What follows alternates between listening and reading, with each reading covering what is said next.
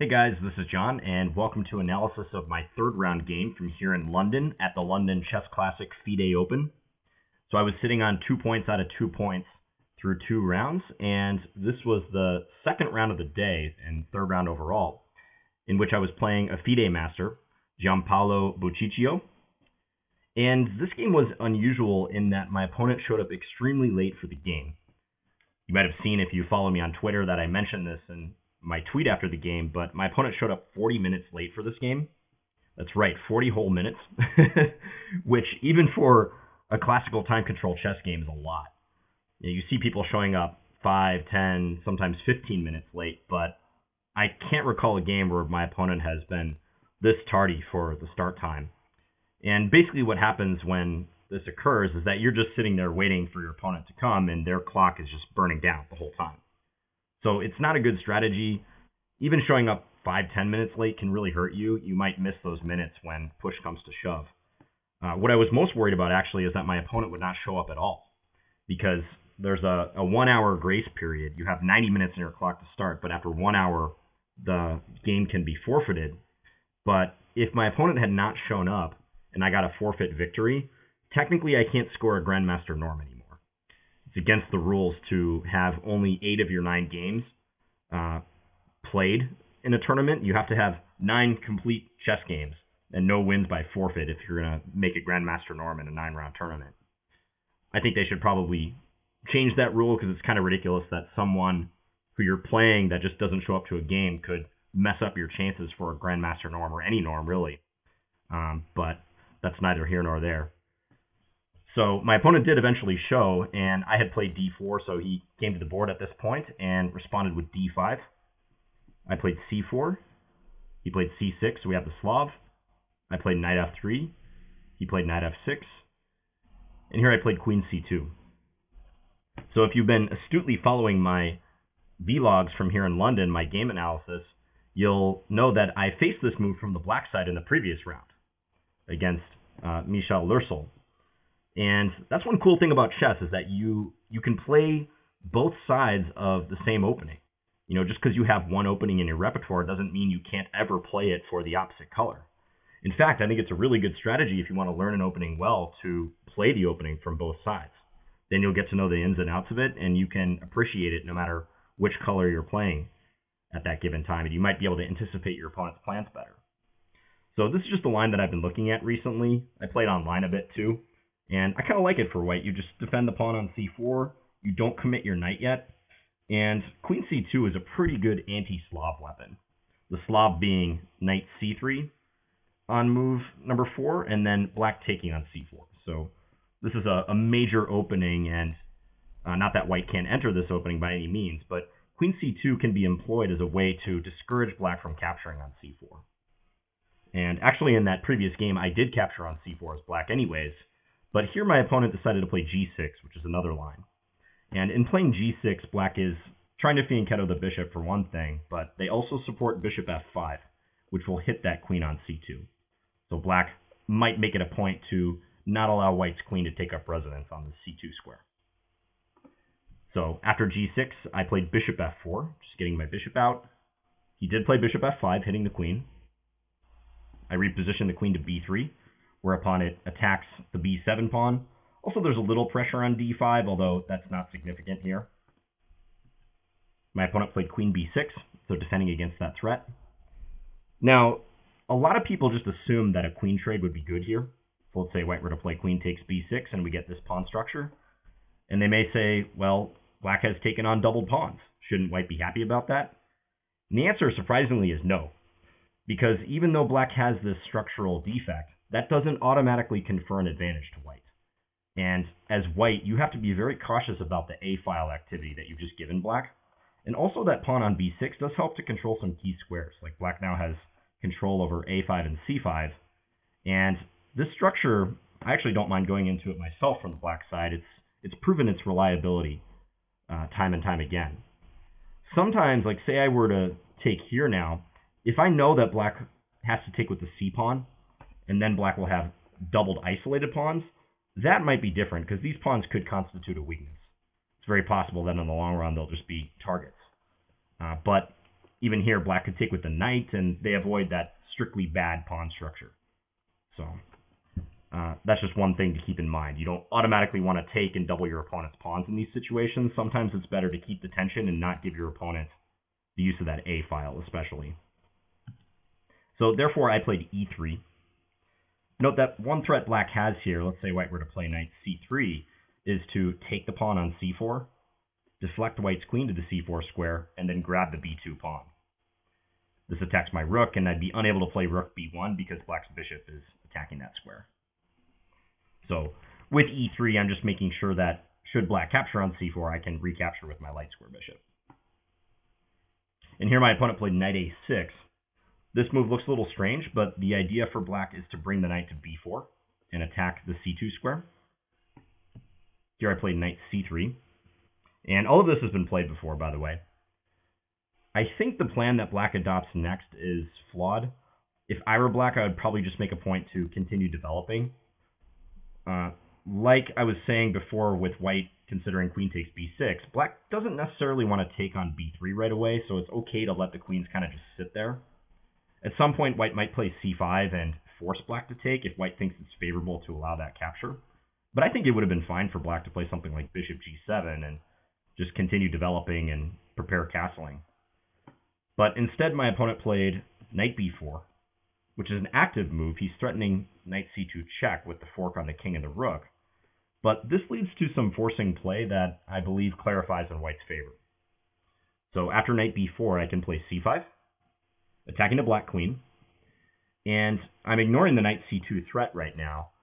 And if you want to figure out why that is, if you haven't spotted it already, why is white allowing knight c2 check to be played right here? You can pause your recording if you like.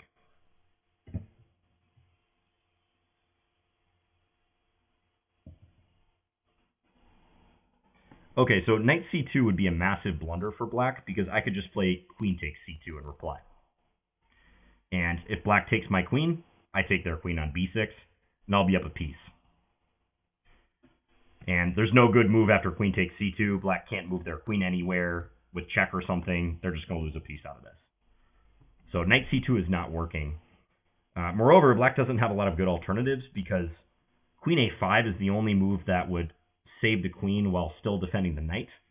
But I think after white addresses the threat of knight c2, let's say with the move rook c1, ensuring that I could win two minor pieces for the rook should black check there, I'm threatening a3, and this knight would have to retreat, after which the pawn on b7 might just fall. Note that my bishop on f4 is a great piece since it stops black from playing rook b8. I would just take the rook should they ever do that.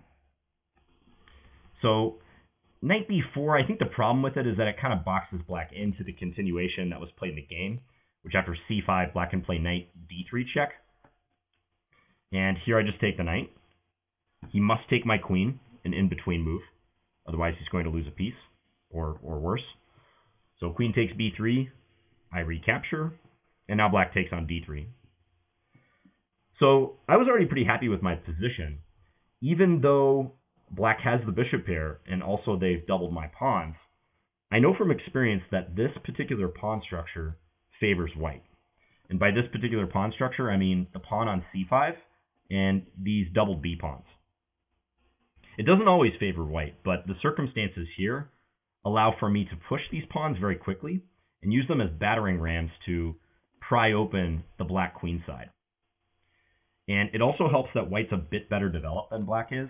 I have all my pieces out, my minor pieces. Black still has to develop their bishop. Also, I think white's going to find a safe haven for the king much easier than black will. And all of that is going to tally up to an advantage for white here. And I looked in the database later. This position has been reached several times, and none of the games I looked at and also the computer analysis has convinced me that this is anything but good for white. I think black should stay far away from this position because white just has a very clear plan of pushing this b pawn and trying to exchange it for the pawn on c6 and try to create a weakness in black structure. Try to break down especially this chain that I highlighted, b7, c6, and d5. If I can weaken that chain, then all of those pawns on the queen side may become vulnerable. So here I played knight e5, attacking the bishop on d3. I just wanted to play a move to attack the c6 pawn in addition to that bishop, and this fits in well with the plan of b4, b5. Once my pawn hits b5, it'll be really nice that the knight is also joining forces with that pawn to gang up on c6. Another move that's been played here a lot is king d2, and I spent a while deciding whether to play knight e5 or king d2. Those were the two main moves I considered. One cool line that I was looking at that kind of showcases something white has to be cautious of is if king d2, let's say the bishop back to f5, and now instead of playing for b4, b5, let's say white tries to play rook a4. And before I go on, try to figure out the purpose of rook a4. Why would white want to play that move? You can pause your video if you like.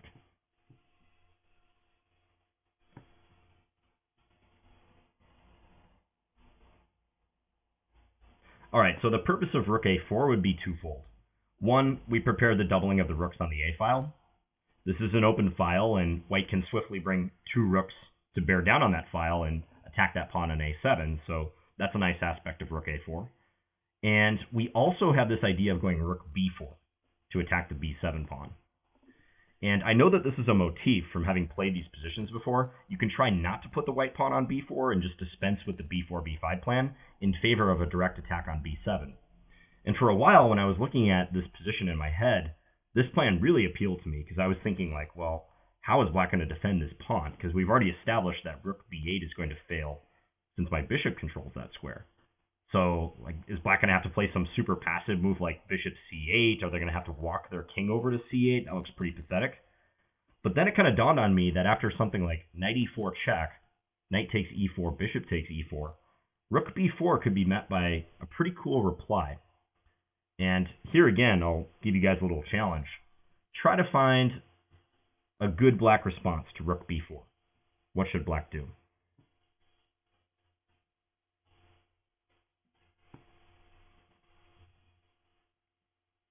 So this is a nice motif to know in these positions. So black has the powerful reply b5. So pawn to b5. Effectively boxing in the rook on b4. Suddenly this rook has no scope because its flight square was just taken away. Now, white can take en passant, but c takes b6 en passant would be met by e5. And all of a sudden white has two pieces en prise. Black has just opened up the bishop on f8 to attack the rook, and also the bishop on e5 is hanging. Also, black is threatening to take the rook with check, mind you, so white doesn't have time for something like bishop takes e5 hitting the rook in the corner because black is taking with check and forcing white to do something with the king. So this would be really bad if black ever sprung this b5 move on me at an inopportune time, and I might find myself with just a trapped rook that black could try to attack with something like a5 very soon.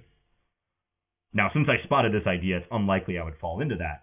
But in looking at these lines, I realized like this plan of going rook a4 to b4, kind of spurred and started by king d2, is not that straightforward. I mean, there's going to be some resources black has.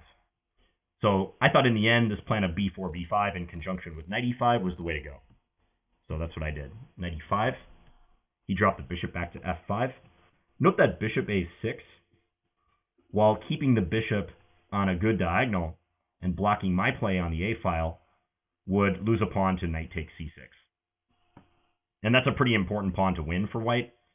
If we get a structure like this, the fact that white's up a pawn is nice, but more so black's pawns are just weak, the remaining pawns.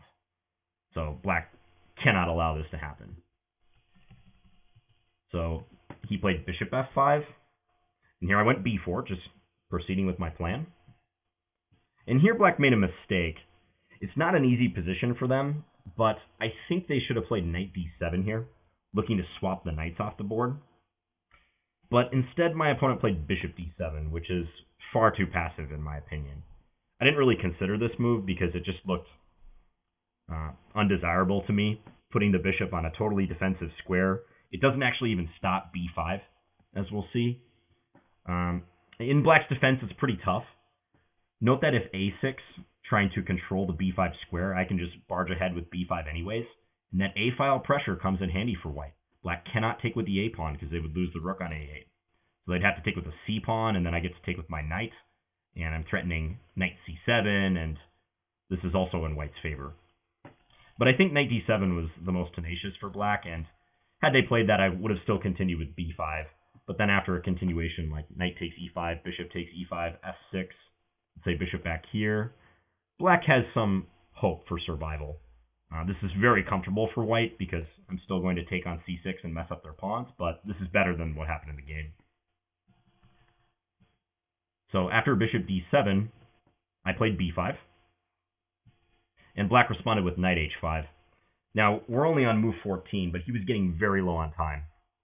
And that's the problem when you burn a lot of time at the beginning of the game. I mean, in retrospect, it felt like he really didn't give himself a chance because at a critical moment like this, or maybe on the previous few moves when he'd like to spend some time, he just didn't have it available. He'd already burned like half his available time by showing up late. So, yeah, knight h5 was played. Note that if c takes b5, I can take the bishop on d7. Even though that's a passive bishop, it is guarding b5. And after, say, king takes d7, I could go win the pawn on b5, just knight takes b5. And I've got an attack on a7, and let's say something like this happens. I could even, this is just a sample line, but play knight c3 and then bring the other pawn forward. This little brother on b2 is not going to be forgotten about after big brother has been capturing that pawn on c6 or trading itself for the black c pawn. Little brother is going to join the fight too.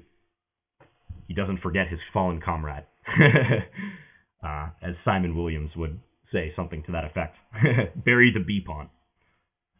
So there's that idea, but I also saw I could play bishop e5 here, should this position arise. And this is kind of cool, because with bishop e5, I'm actually going for the d pawn rather than the b pawn. Black's knight is currently defending it, but after bishop e5, I'm pinning the knight to the rook. And also, I might just destroy the knight. I might just take it. Black can't play e6 to support the pawn on d5 because I just swipe that knight. So I think this would be kind of a good way to continue had this happened. And I even looked at king c6, and now the very interesting move, knight a2. So dropping the knight back so I can reposition it to b4 with check, drive the king away, and then chop f6 and take d5. So I was having fun looking at these lines. And again, note that a5, trying to have the a pawn participate in the black defense, just doesn't work. I play this anyways. Black can never take here without losing the rook on a8. Goes down the exchange. So instead, though, he did that knight h5 move, and I took on c6. And he took with the bishop. I was expecting pawn takes, but I think pawn takes is going to wind up fairly similar. I would just play b4, as I've already described. So he took with the bishop, and I played b4. I'm not too worried about the bishop on f4. I'm willing to just let him take it, because knight h5 and taking on f4 is time-consuming anyways. And this is shaping up to be a position where the bishops just don't have as much participation as the white knights. You know, these bishops would love for the game to be more open, but white's knights and the pawns just control matters entirely here.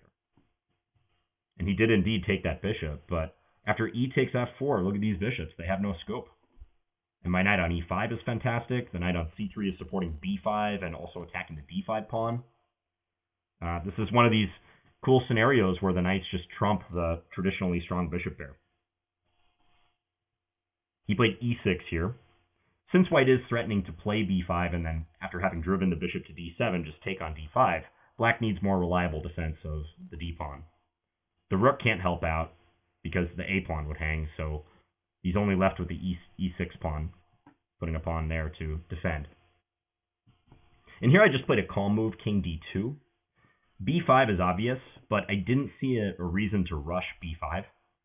Black's bishop is just a big pawn on c6. It has no scope.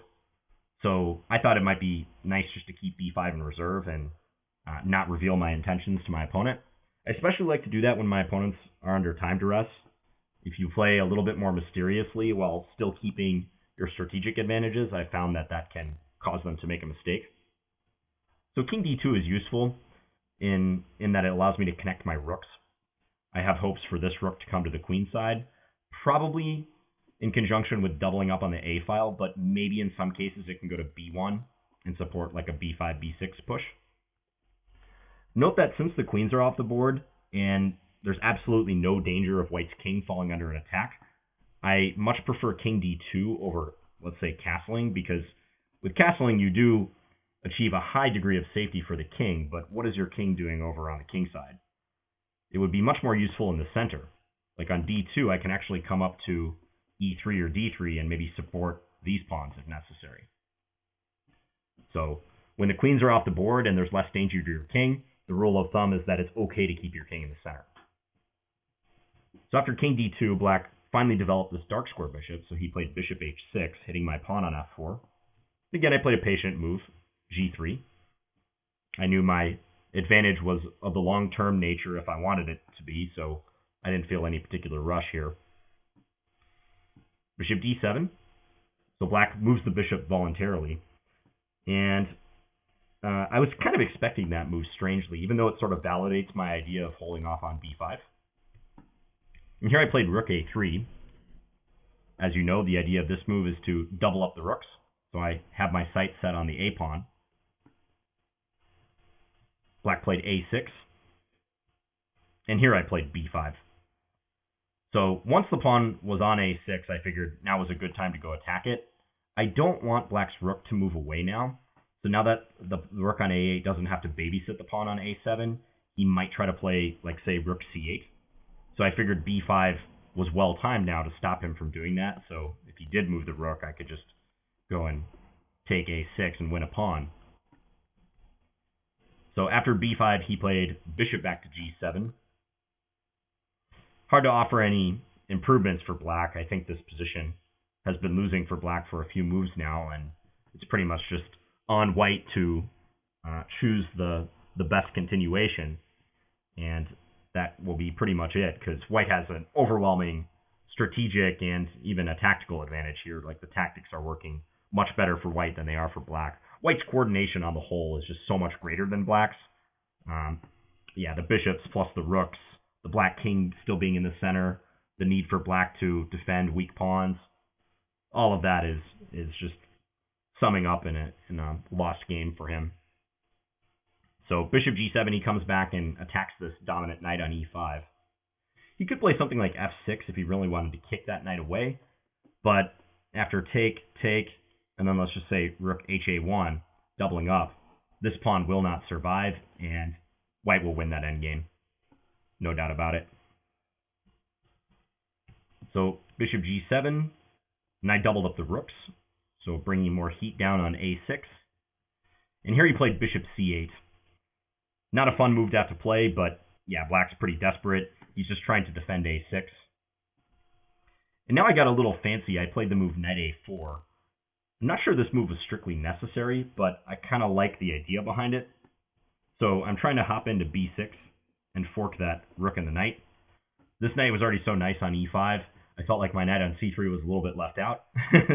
And when you have such a good position, you want to try to invite everyone to the party. So that's what I'm trying to do with knight a4. So even if he takes my pawn on b5 now, I'm jumping in, and say he were to take on a3, I take back. Now this bishop's in big trouble. It's under attack, and he can't play bishop d7. I control that square twice. Also, should he castle, my rook is invading to a8, and this bishop is a goner. Nothing for him to do. I also saw the line, if king d8 here, trying to play king c7, then I can just take on c8, and, or was that the line? No, I'm sorry. If king d8, I can just take on f7. Yeah, that's much better. Just fork the king and the rook, and that will win easily for white. There's another line I saw where at some point it's good to actually take on c8 and then check on a8, but it's not even necessary here. Yeah, just knight takes f7. So you can see the effect that the knight has in jumping into b6. So he actually played f6 here, attacking my knight on e5. And I felt like I didn't have to move it. I just continued with my plan, knight b6 hitting the rook. And this does offer up the knight on e5, which I think black should take. So if f takes e5, I'll still take on a8. At least here the position is kind of messy, but let's say on e takes f4, trying to open up the bishop on d4, white will just bring this knight back to b6, and this bishop is so poor, and that bishop is also defending the a6 pawn, by the way, so if I manage to take that bishop, even if I don't win it, I'll be crashing through on a6 soon. And this also wins for white. It's just a matter of time. So my opponent instead, after knight b6, tried to keep everything together. He played rook to b8. But now I can take on a6 with my pawn. If black takes my knight at this stage, then I can play a7. And this is a nice picture. The rook on b8 is trapped, and I'm threatening to queen. Can't go here because the knight controls that square. So after b takes a6, he must recapture. And I don't have to retreat my knight from e5. Even though it's attacked, I can now spring forward. Knight c6. So attacking the rook on b8. And here, black resigned because he's losing more material. The rook is needed to defend the bishop, but since it's under attack and can't go to a8, there's no square it can go to that will do that. So at minimum, he'd have to give up the exchange, like rook takes b6, but pawn takes b6 is, again, winning for white. And at the end of the game, my opponent had virtually no time, and I had about 40 minutes, maybe 45. So it was roughly the margin that he was late for the game was the amount of time I was ahead on the clock at the end. So that really turned out to be handy for me. So this was a fairly one-sided strategic game. After I got in knight e5 and then b4, things just started cascading in white's favor. I think this game showcases a lot of the strategic elements that are in play in these type of pawn structures, and how the doubled pawns can be very useful in attacking the opponent's pawn structure, and also how the A file ties into that too. So this is a pretty standard sort of device that can happen in these structures, usually where there's a queen trade that takes place on the B file, one side igniting the queen trade. So anyways, hope you guys enjoyed this. After this game, I went to 3 out of 3, and I'll be back again soon with analysis of my next game.